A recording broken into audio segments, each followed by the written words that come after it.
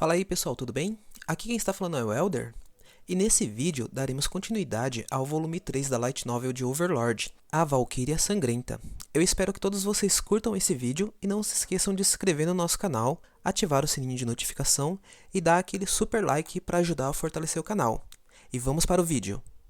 Overlord Volume 3, A Valquíria Sangrenta, Capítulo 4, Antes do Duelo Mortal. Depois de se teletransportar para a tesouraria, a primeira coisa que Ainz viu foram incontáveis luzes brilhando no ar como estrelas no céu. O teto era tão alto que seria necessário se esforçar para ver toda a extensão. As paredes eram tão compridas que ultrapassavam o campo de visão. A vasta sala que se situavam estava cheia de tesouros reluzentes. No centro havia uma pilha de moedas de ouro e pedras preciosas, tão imensa que parecia uma cadeia de montanhas. Mesmo se contassem o que poderia ser visto, isso seria apenas uma pequena fração da soma real. Além disso, havia magistrais obras de arte enterradas na montanha de ouro. Um rápido olhar revelou uma caneca de ouro, um cetro incrustado com pedras preciosas, uma jarra de cristal, uma pele de animal que emitia um brilho de platina, uma tapeçaria requintadamente tecida com fios de ouro, uma ocarina perolada, um leque feito de penas da cor do arco-íris, uma máscara feita de pele de animal, e muitos mais. Escusado dizer que era apenas a ponta do iceberg. Havia centenas desses itens enterrados naquela gigantesca pilha de riquezas. Enquanto seus seguidores contemplavam esta montanha literal de tesouros, Ainz podia ouvir suspiros sussurrados de admiração deles. Parece que as vozes vieram de duas pessoas. 66% em. Ainz olhou para trás, para as três mulheres esperando por ordens. Albedo tirou a armadura e voltou a vestir o vestido branco. Havia um olhar de genuína admiração em seu lindo rosto enquanto ela olhava os arredores. Uma expressão similar adornava o rosto de Yuri Alpha, a empregada a quem havia dado seu anel ao retornar a Nazarick. Apenas uma delas era diferente das duas anteriores. Ela não ficou sem fôlego, mas observou Ainz em silêncio. Seu rosto era uma obra de arte esculpida. Apenas um de seus olhos, que irradiava um brilho frio como uma esmeralda lapidada, era visível. O outro era coberto por um tapa-olho. Seu cabelo loiro avermelhado brilhava refletindo a luz das estrelas que brilhava no teto. Ela era um ser heteromórfico, do tipo conhecido como autômato. Se chamava CZ2128 Delta, ou de forma abreviada, Shizu. Como uma empregada de batalha de Pleiades, ela estava vestida de forma semelhante a Narberal e Yuri. No entanto, a maior diferença em sua roupa dos outros foi que todos os seus acessórios foram feitos em um padrão urbano de camuflagem. Sua saia tinha um adesivo fofo de um hieno babado. Além disso, ela tinha uma arma de fogo na cintura. Estava presa ao cinto como uma espada. Aliás, essa arma mágica, a raça autômato e a profissão artilheiro, todas foram adicionadas ao jogo após a atualização em grande escala chamada Valkyries do Fall. Yuri ajustou as armações negras de seus óculos sem grau. Ela parecia incapaz de suportar a bagunça ao seu redor, dado seu senso de dever como empregada. Então ela perguntou: Ainsama, posso perguntar o porquê desses tesouros não terem sido arrumados? Mesmo que existam magias de proteção ativadas, esse não é um método de armazenamento ideal. Basta o senhor dar a ordem, começaremos a arrumar imediata. Olhe atentamente ao seu redor mais uma vez. Yuri olhou ao redor, tomando tempo de um único fôlego, e então se desculpou. Minhas sinceras desculpas. Por favor, perdoe minha falta de percepção. Não se incomode. No entanto, o fato é que os itens enterrados nessa pilha de ouro não têm grande valor. A direção que Ainz tinha olhado, para onde os olhos de Yuri tinham seguido, justificavam seu pedido de desculpas. Havia prateleiras por toda parte, empilhadas até o teto, e os tesouros ali eram mais atraentes do que as montanhas de ouro. Havia uma varinha engastada com uma pedra de sangue, um par de manoplas de Hirokane com incrustações de granadas, um pequeno anel de prata adornado com diamantes negros, uma estatueta de obsidiana esculpida em forma de cachorro, um punhal roxo de ametista, um altar em miniatura com inúmeras pequenas pérolas brancas embutidas por todo o objeto, uma peônia feita de algum material parecido com vidro que espalhava luz em todas as cores do arco-íris, uma flor rosa que tinha sido magistralmente esculpida em um rubi estrela, uma tapeçaria que mostrava um dragão negro platina que continha um enorme diamante, incensários dourados incrustados em pedras preciosas, um par de estatuetas masculinas e femininas esculpidas em rubi e safira respectivamente, abotoaduras de opalas de fogo que pareciam chamas, uma caixa de charutos entalhada e esculpida em pau rosa, uma jaqueta dourada feita de pele de animal, uma dúzia de pratos feitos de apoitakara, tornozeleiras decoradas com pedras preciosas de 4 cores, um grimório cuja capa era feita de demantoide, uma estátua de tamanho humano de uma mulher que tinha sido esculpida em ouro, um cinto com topázios imperiais costurados em seu material, um conjunto de xadrez cujas peças eram cobertas com diferentes gemas, uma estatueta de fada esculpida em uma única peça de esmeralda, um manto preto decorado com inúmeras pequenas pedras preciosas, um drinking horn feito de chifre de unicórnio, um pódio dourado que continha uma bola de cristal, e assim por diante. Esta foi apenas uma fração das maravilhas. Além disso, havia muitos espelhos de topázio azul, cristais vermelhos que eram do tamanho de um homem, uma gigantesca estátua de platina de um guerreiro, um pilar coberto de personagens misteriosos, bem como uma gigantesca alexandrita que precisaria dos 2 braços para abraçá-la completamente. Esses inúmeros tesouros deram para Yuri a resposta que precisava. Simplesmente não havia lugar para colocá-los. Vamos, disse Ainz, Albedo e Yuri responderam afirmativamente. Apenas Shizu permaneceu em silêncio, meramente assentindo em reconhecimento. Ainz lançou Mass Fly, e então os 4 decolaram. Foi então que perceberam um fraco vestígio de gás venenoso roxo pairando no ar. Yuri olhou em volta para encontrar a fonte do gás puro púrpura, mas, embora olhasse para o teto, as paredes e os cantos, não conseguiu identificar a fonte do miasma. Assim que a confusão floresceu no rosto de Yuri, uma voz monótona respondeu: Yurinei, poderosa toxina mágica no ar. E a resposta surpresa de Yuri foi recebida por um olhar frio e inescrutável. Esse olhar veio do olho verde calmo de Shizu, que era desprovido de qualquer emoção. Ninguém seria capaz de captar qualquer emoção daqueles olhos. O rosto de Shizu era belíssimo, mas se fosse para deixar a generosidade de lado, então poderia ser chamado de máscara teatral. Afinal, Shizu era um autômato. Ela não mostrava emoções na verdade. Era assim que ela fora programada. É Bland of Jurmungandrer. Quando Shizu nomeou o mais potente dos venenos, Ainz respondeu: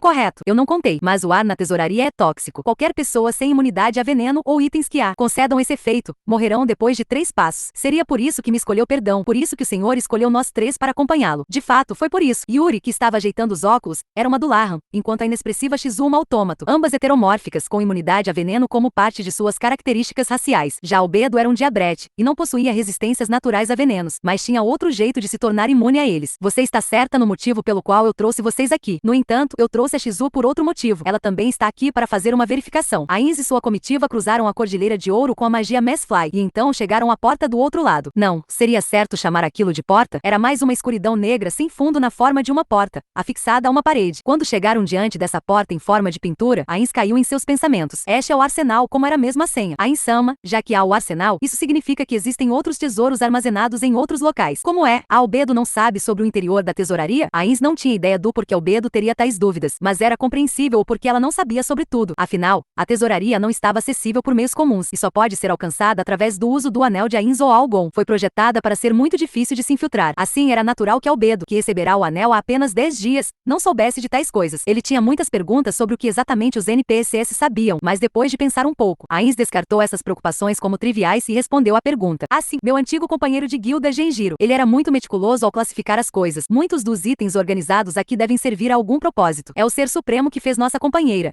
Toma. Isso mesmo, Yuri. Porém, creio que houve uma exceção às suas tendências de organização. Se ele realmente fosse obcecado com limpeza, então os tesouros em meio às peças de ouro deveriam ter sido arrumados. Mas talvez estejam, mas não é algo que seja perceptível de relance. Partindo deste ponto de vista, os itens devem ter sido organizados em ordem de equipamentos defensivos, armas, joias, itens incríveis consumíveis, suprimentos para a criação de itens, cristais de dados e assim por diante. Além disso, há toda sorte de cômodos em Nazarick. Então sim, há tesouros e coisas do tipo espalhadas por todo lugar. Enquanto a Ainz tagarelava, ele apontou para a sombra bidimensional de antes. No entanto, tudo está localizado onde deveria estar. Não importa qual direção siga. Oh, perdão, parece que falei demais. Certamente não. Eu sou grata por ter respondido nossas perguntas tão prontamente. Ainz-sama. As 2 empregadas de batalha se curvaram em agradecimento quando Albedo agradeceu. Estamos quase sem tempo. Mas o que deu em mim? Parece que minha boca perde o freio quando falo das glórias de Nazarick. Ainz encolheu os ombros e então olhou para a sombra diante dele. Esta era uma porta que exigia uma certa senha para abrir. Talvez alguém pudesse forçar a abertura com habilidades mágicas ou trapaça, mas Ainz não conhecia magias assim e nem possuía tais habilidades. Assim, ele deveria falar a senha e eu esqueci. Isso era apenas o esperado. Havia tantos truques desse tipo em Nazarick que ele provavelmente só conseguiria lembrar de uma senha se ela usasse com frequência. No entanto, dado que não vinha à tesouraria muitas vezes, ele não se lembrava da senha para essa porta. Ele só viera aqui quando pagava os custos de manutenção de Nazarick com o dinheiro que ganhará, e isso havia sido anos atrás. Como não conseguia lembrar a senha, Ainz falou uma senha mestra, toda a glória de Ainz ou Algon. Em resposta, a porta preta exibia uma série de palavras. Ascendite a terra em Coelum, Iterum que descendite em terram, e recipi vim superiorum e inferiorum. Tábulas Maradina-san era realmente um perfeccionista. Albedo reagiu àquelas palavras que Ainz não pôde deixar de mencionar. Ainz pensou em uma das pessoas que projetaram os truques e armadilhas usados em Ainz ou Algon. Ele ajudou a projetar cerca de 20% dos mecanismos básicos de toda a grande tumba de Nazarick. Seus projetos anormalmente intrincados consumiram grande parte da capacidade de dados gratuitos de Nazarick, o que fez com que os outros membros se queixassem por ele não conseguir se conter. Assim, ele assumiu a responsabilidade por suas ações e pagou por muitos itens de cache para expandir a capacidade de dados. Ainz estudou as palavras que apareceram. Isso deve ser uma dica para a senha, mas o que poderia significar? Ele afligiu seu cérebro, tomando seu tempo para sondar as profundezas de sua mente para a resposta. Logo, Ainz finalmente encontrou a senha, que jazia dentro de suas memórias. Deve ser, desse modo obterás a glória do mundo, e se afastarão de ti todas as trevas, correto? Assim que Ainz disse isso, ele olhou para Shizu com olhos questionadores. Shizu assentiu em resposta. Ela fora feita por um de seus amigos que trabalhará em diferentes mecanismos de tábulas Maradina. A narrativa de Shizu foi escrita para que ela estivesse familiarizada em como contornar os mecanismos de Nazarick. Por isso que ela poderia facilmente resolver essa dica de senha. No entanto, Ainz não pediu ajuda porque queria satisfazer o desejo egoísta de abrir a porta através de seus próprios esforços. A grande tumba de Nazarick foi trazida à vida quando ele veio para este novo mundo. Portanto, ele queria ser o primeiro a colocar seus pés aqui, da mesma forma que os homens queriam deixar suas pegadas na neve recém-caída. Foi esse desejo que levou Ainz a abrir a porta sozinho. Como se em resposta aos desejos de Ainz, a porta porta sombria desmoronou em si até restar um único ponto. O que restou foi uma esfera do tamanho de um punho flutuando no ar. Agora que a sombra havia desaparecido, eles podiam ver o fim do túnel. Tudo estava perfeitamente organizado, completamente diferente da área anterior. A melhor maneira de descrevê-lo seria algo como uma exibição de museu. A sala mal iluminada era muito longa e se estendia para frente. O teto ficava a cerca de 5 metros acima do solo, uma altura que claramente não era projetada com humanos em mente, e cerca de 10 metros de uma parede à outra. O chão era feito de blocos de pedras negras e brilhantes, e parecia uma única placa de pedra gigantesca.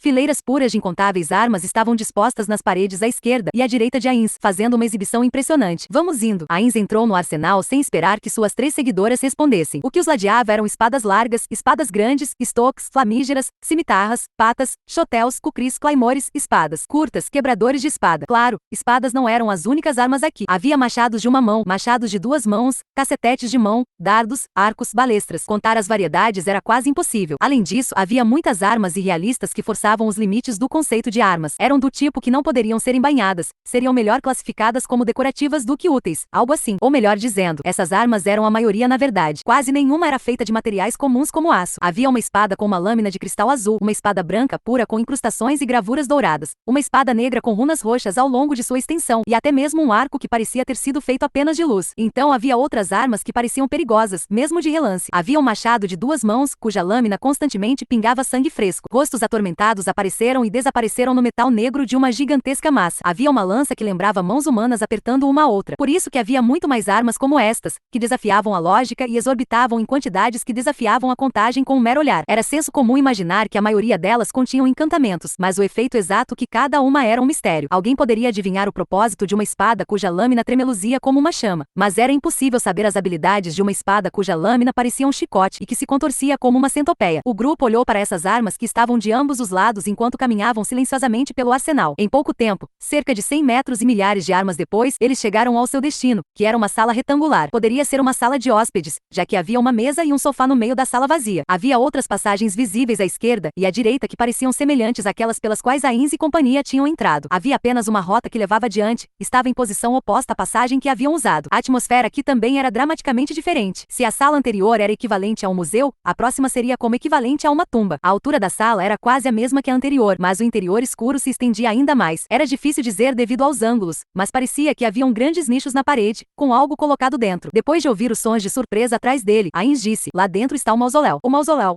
Albedo, você não sabia o nome daquela sala. Bem, eu escolhi o nome, mas já que é esse o caso, Albedo pode nem saber o nome do guardião da tesouraria. Me diga, conhece o Pandora's Hector? Sim, eu conheço. Sendo a supervisora guardiã, eu estou ciente de seu nome e aparência. Pandora's Hector é o guardião diária da tesouraria, possui um intelecto comparável ao meu e ao de Demiurge. Além de administrar a tesouraria, ele também tem o objetivo de preparar as moedas necessárias para ativar a rede de defesa de Nazarick. Em outras palavras, ele é o tesoureiro. É basicamente isso mesmo. Entretanto, isto não é tudo. Aquele sujeito é. Antes que Ainz pudesse terminar, ele foi interrompido. As 3 NPCs se viraram para uma das outras passagens e viram uma entidade lá. O ser tinha uma aparência bizarra. Embora tivesse o corpo de um homem, sua cabeça era de uma lula distorcida. O lado direito de sua cabeça estava coberto até a metade por tatuagens de caracteres, algo que lembrava as da Porta Sombria. Sua pele era como a de um cadáver, com manchas roxas em meio a uma cor branca horripilante. Estava coberta por algum tipo de lama pegajosa que emitia um brilho bizarro. Teias feitas de pele cresceram entre os longos dígitos de suas mãos de 4 dedos. Seu corpo estava coberto por uma roupa de couro preto brilhante e justa, cravejada a gotas de prata. Vários cintos estavam enrolados em seu corpo. Sua capa preta estava fechada na frente, como se quisesse escondê-lo. Era a própria imagem de um personagem heteromórfico. Os 6 tentáculos que brotavam de sua boca se estendiam até as coxas, e ele virou seus olhos azuis sem pupila para examinar o grupo. Albedo gritou de surpresa: Tábulas Maradina-sama. Este era um dos 41 seres supremos. Como Magic Caster, ele era superior a Ainz em termos de poder de ataque. Albedo continuou imediatamente: não é ele. As 2 empregadas que testemunharam a reação de Albedo entraram em ação rapidamente. Shizu sacou a arma e apoiou a coronha no ombro, e apontou o cano para a pessoa à sua frente. Yuri cerrou os punhos na altura do peito, e bateu as manoplas uma na outra, o que as fez ressoar como um gongo. Então ela se moveu ao lado de Albedo, na frente de Ainz e Shizu. Ainz estava como Magic Caster, enquanto Shizu era artilheira, portanto, nenhum dos dois se saia bem em combate próximo. Assim, esta era a posição ideal para ela estar no raio de cobertura defensiva. Quem é você? Mesmo que se disfarce e emane a presença de um ser supremo, eu não confundirei meu próprio mestre com mais ninguém. O ser misterioso que parecia com tábulas Maradina limitou-se a inclinar a cabeça para a pergunta de Albedo, mas não deu nenhuma resposta. Então vai ser assim, Mátio. Quando aquela voz fria soou, as 2 empregadas de batalha hesitaram. Embora este fosse um oponente desconhecido, elas ainda estavam um pouco relutantes em atacar alguém que se parecesse com um de seus criadores. Sob essas circunstâncias, as empregadas de batalha não tinham culpa. Tudo o que podia ser dito era que o julgamento calmo de de albedo foi impecável. Sua principal prioridade era a segurança de quem estava sob sua tutela, a Ins.